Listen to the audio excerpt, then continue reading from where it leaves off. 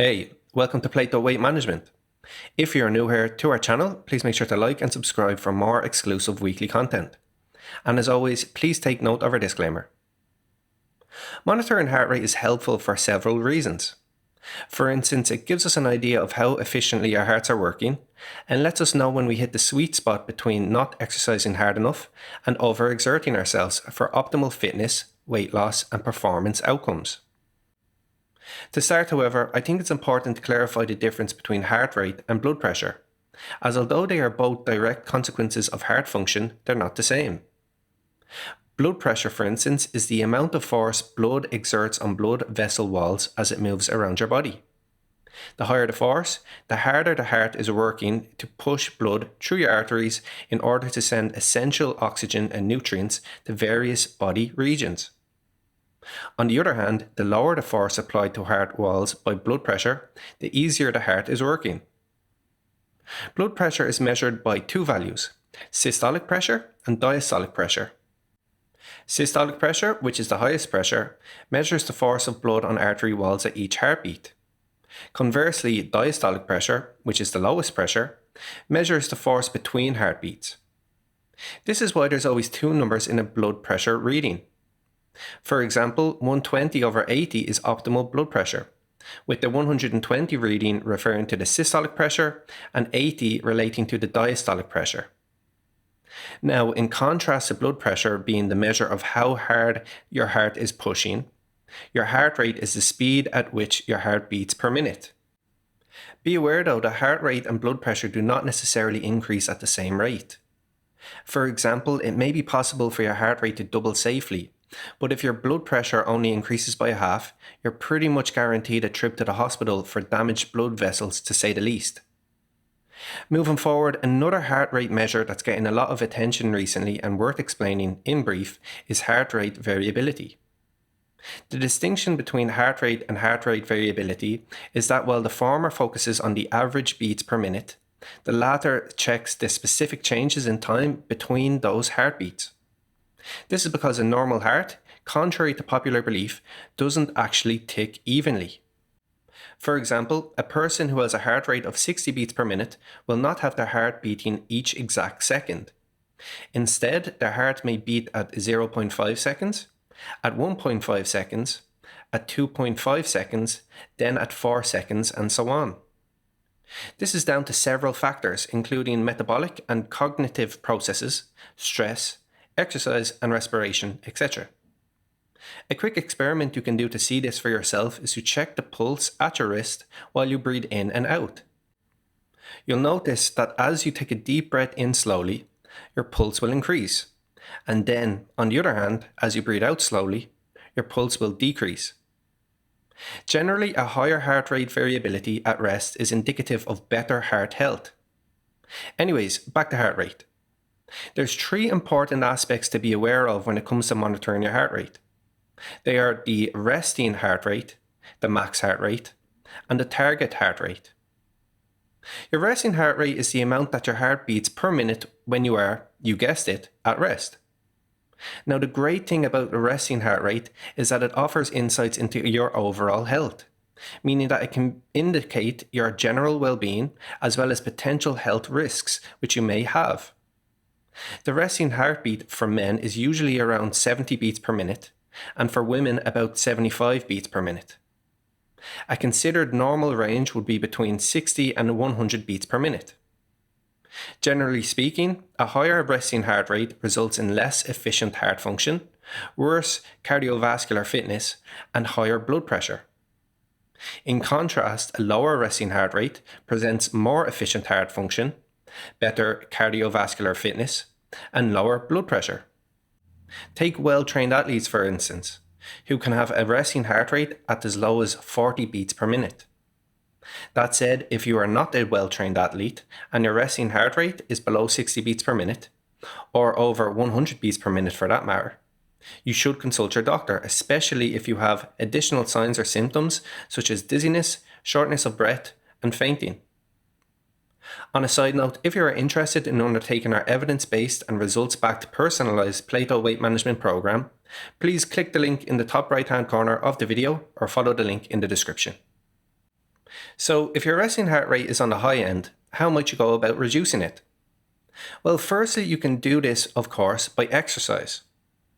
This is because when you become less physically active, your resting heart rate goes up, whereas when you become more physically active, your resting heart rate goes down. Secondly, you can reduce your resting heart rate by cutting back on alcohol or smoking if you do in fact drink or smoke regularly. This is because it will reduce the stress exerted on your heart, dramatically lowering your resting heart rate. Further, losing weight can also help to reduce your resting heart rate if you are overweight, as the larger the body, the harder the heart must work to supply it with blood. Consequently, losing weight can help you to slow your resting heart rate. And finally, you can reduce the stress you experience daily to obtain a more favourable resting heart rate. Relaxation, Tai Chi, yoga, breathing techniques, and exercise are all great ways to reduce stress and lower your resting heart rate over time. Next, as you may have already figured out by its name, your max heart rate is the highest number of heartbeats you can pump under maximum stress. But unlike your resting heart rate, your max heart rate isn't changeable. In other words, whether your fitness levels improve or worsen over time, your max heart rate will remain the same. Then does that mean that most people have different max heart rates? Well, yes it does, and this can be seen from the Carvonin formula, which can easily estimate your max heart rate. The formula is 220 minus your age. So if you are 35 years old, the calculation would be 220 minus 35, equaling 185 beats per minute as your max heart rate. Nevertheless, even though your max heart rate isn't changeable, the more fit you become, the more work you can do at your max heart rate for a longer duration. That said, just because training at your max heart rate may allow a longer time to be spent there over time, it's not the most efficient rate to exercise at for the best fitness, weight loss, and performance results. That's where the target heart rate comes in. If you're looking to get the most bang for your buck from your workouts, then you want to be training at your target heart rate. At the same time, since you aren't pushing yourself to the extremes while training at your target heart rate, as you would at your max heart rate, it also helps reduce the risk for injury. However, it's noteworthy that your target heart rate isn't an exact number per se. Rather, it is a target range of heart rates. The most common way people get an idea of their target heart rate is by calculating their max heart rate by itself, but it's actually more accurate to use a measurement known as heart rate reserve.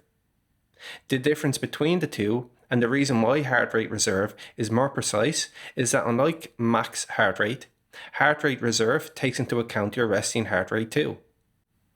For instance, in contrast to the formula to calculate your max heart rate that we spoke about, which is 220 minus the age of the person, the formula to calculate your max heart rate reserve would be max heart rate minus resting heart rate. If you would like to use heart rate reserve to get a better gauge of your target heart rate range, it's generally said that between 70 and 80% of your heart rate reserve is the target zone best when trying to lose fat. Nevertheless, using only max heart rate is still really helpful to get a good idea of your target heart rate range. Slightly easier to understand, and maybe more available digitally than heart rate reserve measures. When using max heart rate, the target heart rate range is between 60 and 85% of it. So if 185 beats per minute was your max heart rate, then we would multiply this by first 0.6, which is 60%, which amounts to 111 beats per minute, and then secondly by 0.85, which is 85%, which is 157 beats per minute. Consequently, this will give us a target heart rate range of between 111 and 157 beats per minute that we want to be training within for optimal outcomes. All you need to do differently to find your personal target heart rate range is input your max heart rate after using the Carvonin formula mentioned earlier. Then calculate 60% and 85% of it. When getting back into exercise or starting it completely for the first time, we highly recommend to initially aim for 60% of your max heart rate, and then over a few weeks increase the intensity gradually to say 65 and then 70%, to eventually 85%. This is because it's quite difficult to maintain your fitness at 85% of your max heart rate in the early stages, and the risk for injury will be lower. To ensure you are exercising at the right intensity when just starting out, a talk test may be a good idea, whereby you perform at an intensity suitable enough to talk to a friend at. So overall, monitoring exercise and aiming for your target heart rate range can be very helpful to enhance our performance and endurance, reduce our risk for injury, and ensure we are burning the most calories that we can from our workouts. Again, if you have any underlying medical conditions, please consult your doctor for more specific guidance regarding the exercise intensity that is suitable for you. Have you anything to further add about heart rate that may be helpful? We'd love to hear from you in the comments section down below. Additionally, if you're new here, make sure to like and subscribe to our channel. So that has been our video. Thanks for listening, and I'll see you next time.